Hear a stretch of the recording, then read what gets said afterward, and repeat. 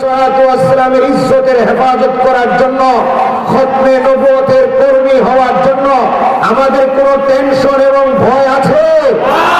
আমরা নির্ভয়ে আল্লাহর কাজ করে যাব। কথা বলেন ঠিক কিনা?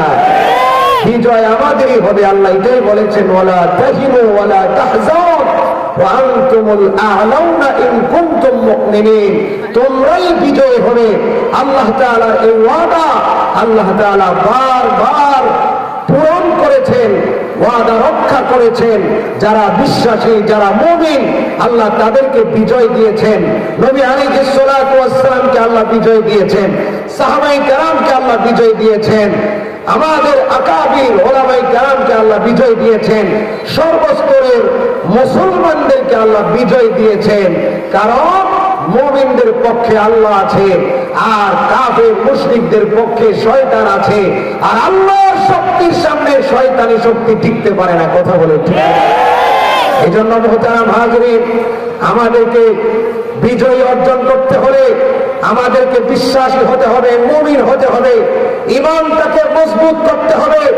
আমরা আজকে পরীক্ষার মধ্যে আছি, যুদ্ধের ময়দানে আছি।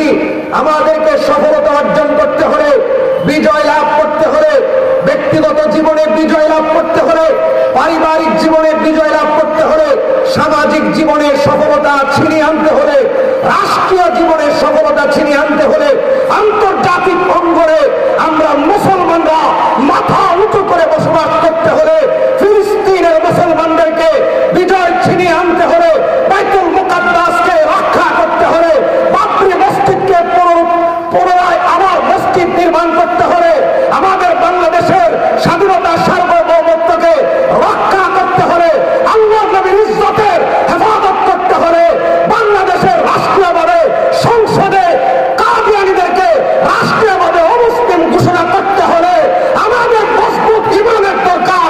ঈমানটাকে মজবুত করতে হবে।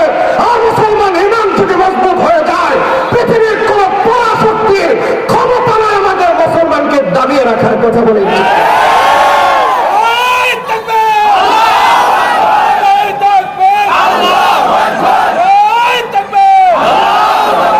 আজকে আমরা সব জায়গায় মার খাচ্ছি কেন?